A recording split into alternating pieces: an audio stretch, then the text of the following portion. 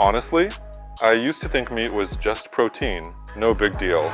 But the more I started paying attention to my blood pressure, the more I noticed a strange pattern. The day after a heavy meat dinner, my blood pressure would spike.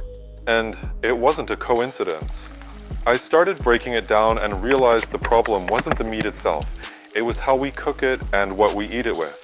Usually, fried in oil, lots of salt, sauces, marinades, ketchup, spices, preservatives, and often paired with alcohol or sugary drinks. All of that combined creates a sodium and fat bomb. If your blood pressure is already borderline, this is just too much for the body to handle. Warning scary fact, saturated fats from red meat contribute to vascular inflammation and reduced elasticity, making it easier for hypertension to take hold. Some studies show that regular consumption of processed meats like bacon and sausage raises cardiovascular risk by up to 40%. Now, if I eat meat, I cook it with minimal fat. I avoid adding extra salt. I drink plenty of water. I always monitor how my body reacts. This isn't a ban on meat, it's a mindful approach. Because honestly, no meal is worth a trip to the ER. When I was first prescribed blood pressure meds, I thought I'd be stuck with boiled broccoli and unsalted rice for life. But the more I learned, the more I realized it's not about a diet, it's about a system. Even without medication, my pressure stays in check if I sleep at least 7 hours, walk at least 30 minutes a day, eat consistently, and load up on veggies and hydration. What really helps? Daily vegetables, raw, roasted, steamed, whatever. Variety matters. Potassium-rich fruits, bananas, kiwis, oranges. Whole grains like oats, brown rice, buckwheat. Lean protein from fish, chicken, legumes. A little high-quality plant-based fat like olive oil. Warning scary fact, around 90% of Americans don't get enough potassium, which helps balance out excess sodium. Without it, the body stays tense and reactive, perfect conditions for hypertension.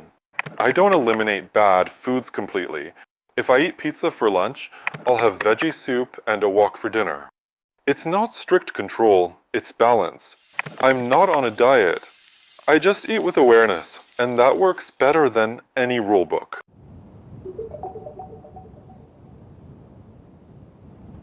Salt has been the sneakiest enemy in my high blood pressure journey. I used to think I don't oversalt my food, so I'm good. Then I started reading labels, and I was shocked. Turns out, most of the salt we consume doesn't come from the shaker. It comes from sauces and condiments, processed meals, bread and baked goods, deli meats and cheeses, canned foods and chips. This is known as hidden sodium. It's not always salty to the taste, but the sodium content is sky high. Warning stats. The average American consumes around 3,500 milligrams of sodium daily, while the recommended limit is 1,500 to 2,300 milligrams. That's up to twice the safe amount. And excess sodium is one of the fastest ways to make blood pressure worse. Here's what I changed. Stopped adding salt automatically. Ditched the habit of salting eggs, salads, even fruit. Yes, I used to do that. Read nutrition labels. If a serving has more than 400 milligrams sodium, I skip it. Use lemon juice, vinegar, or herbs instead of salt to boost flavor. After a couple of weeks, your taste buds adjust, and you start tasting real food again. And the best part? No more random pressure spikes. I used to think having high blood pressure meant saying goodbye to everything tasty. Fried food? Gone. Dessert? Forbidden. Anything salty? Off limits. But over time, I realized something important.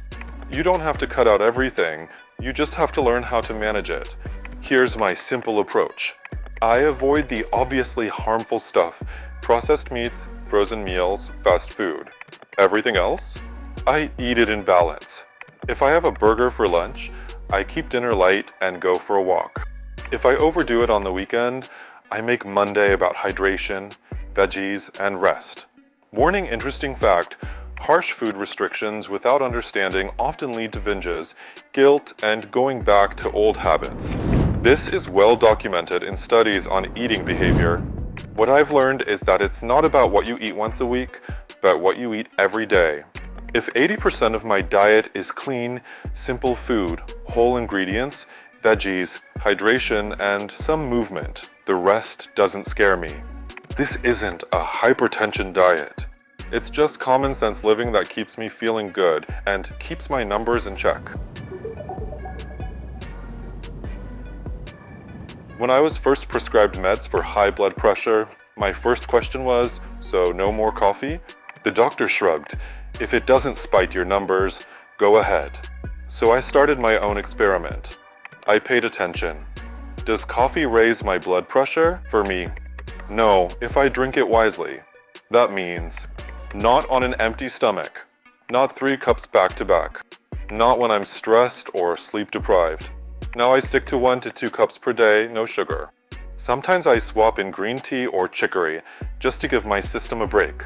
Warning: interesting fact, coffee can raise blood pressure by 5 to 10 millimeters of mercury within 30 minutes, especially for people who drink it rarely. But regular, moderate coffee drinkers usually don't experience a spike.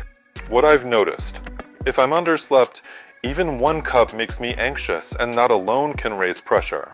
If I'm inflamed or dehydrated, coffee makes me feel worse. But if I'm balanced, that morning cup feels great, no pressure spikes at all. Bottom line, know your own limit. I'm not giving up coffee, I just drink it consciously. And honestly, it's one of the little joys in life I'm not ready to lose, especially when it doesn't harm me. One day I stumbled across something called the DASH diet. Sounded like just another trendy thing. But then I found out it's one of the most scientifically backed approaches to lowering blood pressure. DASH stands for Dietary Approaches to Stop Hypertension. It's not really a diet in the strict sense. It's a set of smart, practical principles that reduce strain on your cardiovascular system. Here's the basic framework. More veggies and fruits, at least 5 servings a day. Whole grains, instead of white bread and refined flour. Plenty of potassium, magnesium, and calcium from food, not pills. Less sodium, under 1 teaspoon of salt daily. Lower saturated fats, replace with nuts and plant-based oils. Less sugar and ultra-processed foods. Warning: according to clinical studies, following the DASH pattern can lower systolic blood pressure by 8 to 14 millimeters of mercury, which is similar to what a mild blood pressure medication can do. I don't follow DASH by the book, but I've embraced the key ideas. If I missed veggies during the day, I add them at dinner. If I overdid the salt, I drink more water and move more the next day. If I sat too much, I keep dinner late. It's not a diet. It's a sustainable lifestyle that actually helps keep my pressure steady and doesn't feel like punishment.